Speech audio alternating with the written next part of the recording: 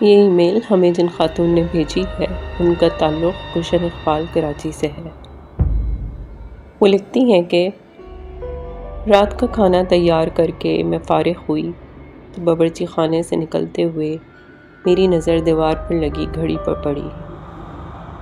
If, اتنی دیر ہو گئی۔ میں نے جلدی سے سامنے صوفے پر پڑی چادر اٹھا کر اوڑھی اور گھر کی چابی بیگ میں ڈال کر گھر سے نکل گئی۔ راستے میں ہی مغرب کی اذان شروع ہو چکی تھی۔ بچے کہیں گے آج مما ہمیں ٹیوشن سے لینا ہی بھول گئیں۔ میں سوچتی ہوئی تیز تیز قدموں سے ان کے ٹیوشن سینٹر کی جانب بڑھ گئی۔ مما آپ نے اتنی دیر لگا دی، 7 سالہ ریحان شکایتی نظروں سے مجھے دیکھتے ہوئے بولا، جبکہ 6 سالہ انم بھی منہ پھلائے چل رہی تھی۔ مجھے اس کا منہ دیکھ کر بے ساختہ ہنسی آ گئی۔ اچھا سوری پاپا، آئندہ خیال رکھوں گی۔ ایسی غلطی دوبارہ نہیں ہوگی۔ ہم تب مانیں گے آپ کی بات جب آپ ہمیں ہفتے کو نانو کے گھر رہنے دیں گی۔ انم اور ریحان کی شرط پر میں نے ہنس کر حامی بھر لی۔ میں دونوں کا ہاتھ پکڑ کر سامنے والی گلی میں داخل ہو گئی۔ یہ راستہ شارٹ کٹ تھا، ادھر سے جلدی گھر آ جاتا تھا۔ ویسے تو میں روڈ سے ہی جاتی تھی، زیادہ تر اس گلی سے گزرتے ہوئے کتراتی تھی۔ مما، یہ کتنا ڈراؤنا گھر ہے، اس کو دیکھ کر ڈر لگ رہا ہے۔ ریحان ہاؤس نمبر 450 کو دیکھتے ہوئے بولا، جو بالکل اندھیرے میں ڈوبا ہوا تھا۔ عجیب وحشت برس رہی تھی۔ اس کی بات پر میں دونوں بچوں کو لے کر جلدی سے آگے بڑھ گئی۔ رات کام سے فارغ ہو کر بستر پر لیٹی تو بے ساختہ نظروں کے سامنے وہ گھر آ گیا۔ اس گھر سے میرا ماضی جڑا ہوا تھا۔ میں آہستہ آہستہ اپنے بیتے ماضی کو سوچنے لگی۔ میرا نام علینا ہے۔ ہم 3 بہنیں اور ایک بھائی ہیں۔ میرے بابا آرمی میں ہوا کرتے تھے، جبکہ اماں سادہ سی گھریلو خاتون تھی۔ میں انٹر میں تھی تو بابا نے اماں کی خواہش پر بڑا گھر لے لیا، کیونکہ جس گھر میں ہم تھے وہ گھر ہمیں کافی چھوٹا پڑ رہا تھا۔ جس دن بابا نے نیا گھر لیا، ہم سب بہن بھائی بہت خوش تھے۔ 2 منزلہ یہ بنگلہ نہایت خوبصورت تھا۔ نیچے والے حصے میں 3 بیڈ روم، بڑا سا ٹی وی لاؤنج اور ڈرائنگ روم اور باورچی خانہ تھا، جبکہ اوپری حصے میں 2 bed room, T V lounge اور ایک اسٹڈی روم تھا۔ چھوٹا سا باغیچہ تھا جس میں نیم اور بیر کے درخت لگے تھے، اور کار پورچ اتنا تھا کہ ایک گاڑی کھڑی ہو جائے۔ میری بڑی بہن مہرین، جو مجھ سے 2 سال بڑی تھی، اور پھر اس سے چھوٹی ثنا، جو 1 سال بڑی تھی، پھر میں تھی، اور سب سے چھوٹا ہمارا بھائی جو اس وقت 7ویں جماعت میں تھا۔ ہم تینوں بہنوں نے اوپر والے بیڈ روم لیے، جبکہ نیچے حارث اماں ابا کے ساتھ رہتا تھا۔ ہم تینوں بہنیں چونکہ کافی ڈرپوک ہیں تو ہم ایک ہی بیڈ روم میں ایک ساتھ سوتے تھے۔ جس دن ہم شفٹ ہوئے اس دن کافی تھکن ہو گئی تھی۔ رات گئے تک سامان وغیرہ سمیٹ کر فارغ ہوئے۔ باقی کا کام اب کل کر لینا، اب جاؤ تم لوگ بھی سو جاؤ۔ کھانے سے فارغ ہوئے تو امی بولیں تو ہم تینوں بہنیں اوپر آ کر لیٹ گئیں۔ تھکن اس قدر تھی کہ لیٹتے ہی نیند آ گئی۔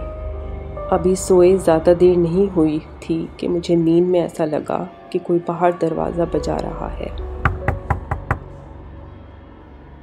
میں نے اٹھ کر دروازہ کھولا۔ سامنے کالی بلی کھڑی مجھے گھور رہی تھی۔ اس کو دیکھ کر میری بے ساختہ چیخ نکل گئی۔ میری چیخ پر میری بہنیں گھبرا کر اٹھ گئیں۔ کیا ہو گیا، سب خیر تو ہے؟ مہرین نے میرے پاس آ کر پوچھا۔ تم بلی سے ڈر گئیں؟ اس نے حیرت سے بلی کو دیکھتے ہوئے کہا، اور میں شرمندہ ہو کر واپس بستر پر آ کر لیٹ گئی۔ ہفتے کی رات ہم تینوں بہنیں رات دیر گئے تک جاگ کر باتیں کرتی رہیں۔ یہی کوئی رات کے 2 بجے ہوں گے۔ ہمیں ایسا لگا باہر ٹی وی لاؤنج سے باتوں کی آواز آ رہی ہے۔ اس وقت کون ہو سکتا ہے؟ جیسے ہی باہر آئے تو ایسا معلوم ہوا جیسے یہ باتوں کی آواز کچن سے آ رہی تھی۔ کچن میں ہم نے جھانکا تو وہ کالی بلی سامنے کاؤنٹر پر بیٹھی نظر آئی۔ ہمیں دیکھ کر اس نے چھلانگ لگائی اور سامنے کمرے میں گھس گئی۔ ہم ابھی سمجھ نہیں پائے تھے کہ یہ ہوا کیا۔ پھر ہماری نظر سامنے جلتے چولہے پر پڑی۔ ایسی خوشبو آ رہی تھی جیسے کچھ پک رہا تھا۔ مہرین نے آگے بڑھ کر چولہا بند کیا۔ ہم تینوں گھبرا سے گئے۔ اس بات کا ذکر ہم نے اگلے دن امی سے کیا، جس پر وہ الٹا ہمیں ڈانٹنے لگی کہ جلدی سویا کرو۔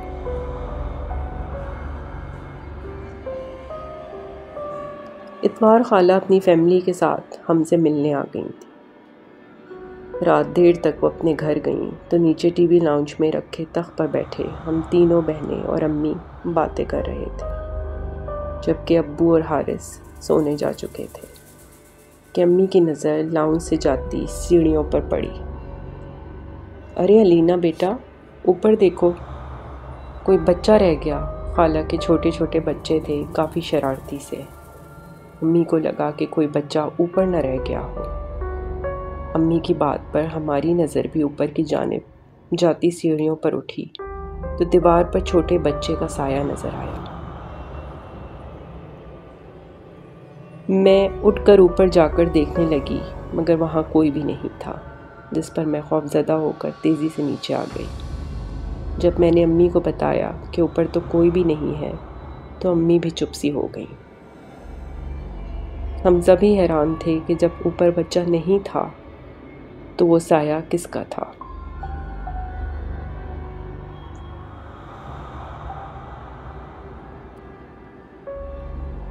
کچھ دنوں بعد بات آئی گئی ہو گئی۔ ہم سب گھر والوں کو کزن کی شادی میں اسلام آباد جانا تھا۔ 2 ہفتوں بعد ہم واپس جب گھر آئے تو بڑی عجیب حیرت ہوئی۔ پورا گھر شیشے کی مانند چمک رہا تھا۔ ایسا لگ رہا تھا کہ روز گھر کی صفائی ہوتی رہی ہو۔ ہمیں یہ سب دیکھ کر بڑی حیرانی ہو رہی تھی، بلکہ حارث بولا کہ ایسا لگتا ہے روز کام والی آ کر کام کر کے جاتی تھی۔ میں منہ دھونے کی غرض سے غسل خانے میں گئی تو غسل خانے کا گیلا فرش دیکھ کر مجھے حیرت کا دھچکا لگا۔ ایسا لگ رہا تھا جیسے کسی نے غسل خانہ استعمال کیا ہو۔ پھر تو یہ معمول بن گیا۔ گھر کے افراد گھر سے باہر ہوتے تو غسل خانہ بھی استعمال ہوتا اور باورچی خانے میں بھی رات گئے کھٹر پٹر کی آوازیں آتی۔ ہم لوگوں کو وہ کالی بلی مستقل گھر میں گھومتی ہوئی نظر آتی۔ ہم لوگ اب آہستہ آہستہ ان باتوں کے جیسے عادی ہوتے جا رہے تھے۔ ایک دن کا ذکر ہے کہ اوپر کمرے میں، جو کہ ہم تینوں کا مشترکہ کمرہ تھا، ثنا مغرب کی نماز ادا کر رہی تھی۔ اتفاق سے اس وقت وہ اوپری منزل پر بالکل اکیلی تھی اور ہمارے بیڈ روم کے علاوہ اوپری منزل پر بالکل اندھیرا تھا۔ ہم دونوں بہنیں نیچے گراؤنڈ فلور پر تھے۔ ہمیں اچانک اوپر سے ثنا کی چیخوں کی آوازیں آئیں اور پھر وہ حد درجہ گھبرائی ہوئی نماز کا دوپٹہ باندھے سیڑھیوں سے نیچے کی طرف بھاگتی ہوئی آئی۔ ہم سب اس کی یہ حالت دیکھ کر پریشان ہو گئے۔ امی نے اسے اپنے پاس بٹھایا۔ میں بھاگ کر اس کے لیے پانی کا گلاس لے کر آئی۔ پانی کے چند گھونٹ پینے کے بعد ثنا کی حالت کچھ سدھری اور وہ اس قابل ہوئی کہ بتا پائے کہ اس کے ساتھ کیا واقعہ پیش آیا۔ وہ بتاتی ہے کہ ابھی اس نے نماز کی نیت باندھی ہی تھی کہ اسے محسوس ہوا کہ کمرے میں کوئی داخل ہوا ہے۔ اس نے یہ عزیوم کیا کہ ہم دونوں بہنوں میں سے کوئی ہوگا، لیکن ان قدموں کی آواز قدرے بھاری تھی اور جس انداز میں قدم فرش پر پڑ رہے تھے وہ بہت مختلف تھا، جیسے کوئی بے ربط انداز سے آگے بڑھ رہا ہو۔ گو کہ مہرین کی نگاہیں نیچے ہی تھیں، لیکن جب قدموں کی آواز بہت قریب آ گئی تو نہ چاہتے ہوئے بھی اس کا دھیان اس طرف گیا کہ دیکھے ہم دونوں میں سے کون ہے جو یوں چل رہا ہے؟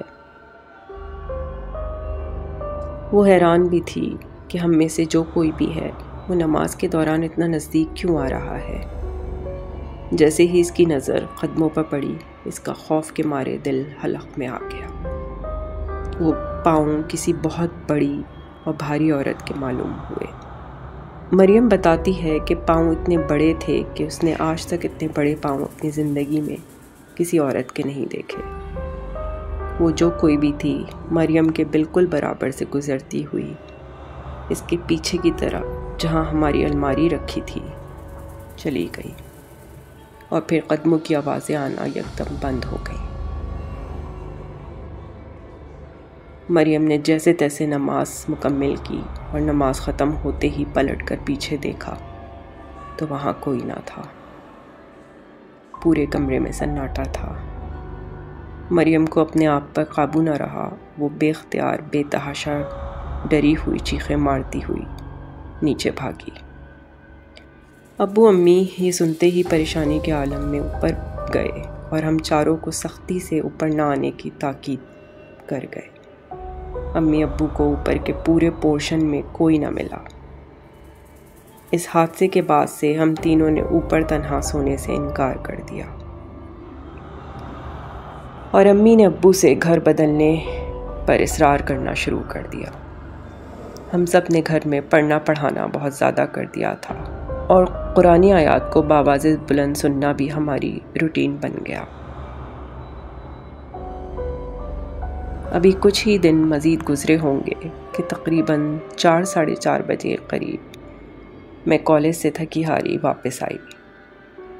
نہا دھو کر نیچے لاؤنج میں بیٹھ کر کچھ دیر ٹی وی دیکھنے کا پلان تھا تاکہ کچھ فریش ہو جاؤں اور اس کے بعد آنے والے ایگزامز کی تیاری شروع کروں۔ ٹی وی جس کونے پر کمرے میں رکھا تھا، لاؤنج میں بنی ہوئی کھڑکی کی ریفلیکشن بند ٹی وی کی بلیک اسکرین پر صاف نظر آتی تھی۔ میں بے دہانی میں ٹی وی کے پیچھے لگے سوئچ بورڈ کا پلگ آن کرنے بڑھ رہی تھی کہ اچانک میری نظر ٹی وی کی بند اسکرین پر پڑی، اور اس میں نظر آنے والی کھڑکی کی ریفلیکشن میں مجھے ایک طویل قامت آدمی کھڑا نظر آیا جو کھڑکی میں کھڑا اندر کی طرف دیکھ رہا تھا۔ لاؤنج میں کھلنے والی یہ کھڑکی ہمارے گھر کی پچھلی طرف بنی گلی میں کھلتی تھی، جہاں امی نے واشنگ مشین رکھی ہوئی تھی اور کپڑوں کی تار بھی لگی ہوئی تھی، اور یہی ماسی کپڑے دھو کر سکھاتی تھی۔ سایہ بہت لمبا تھا۔ میں نے بے اختیار مڑ کر پیچھے دیکھا تو کھڑکی میں کوئی نہ تھا۔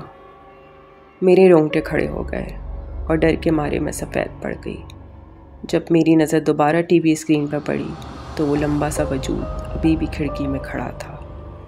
میں چیختے ہوئے کچن میں کام کرتی امی کی طرف بھاگی اور تمام صورتحال سے آگاہ کیا۔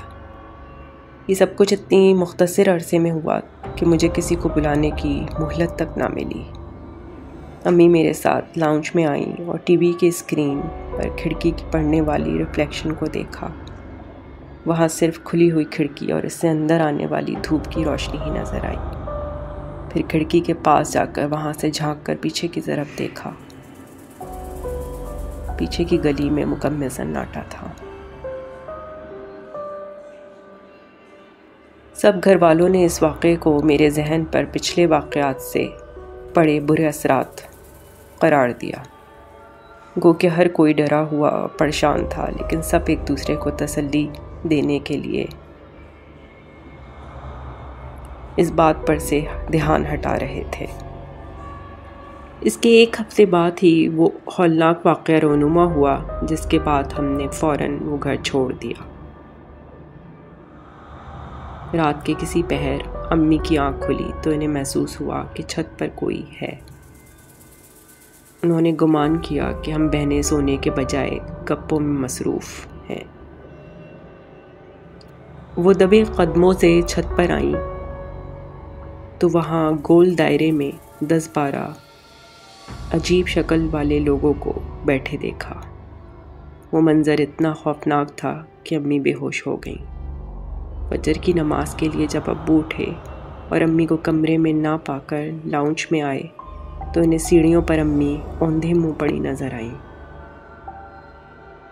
ہوش میں آنے پر جب امی نے رات والا منظر بتایا تو ابو نے فوراً فیصلہ کر لیا کہ یہ گھر چھوڑ دینا مناسب ہے۔ اس سے پہلے کہ کوئی بڑا نقصان ہوتا ہم نے وہ گھر چھوڑ دیا۔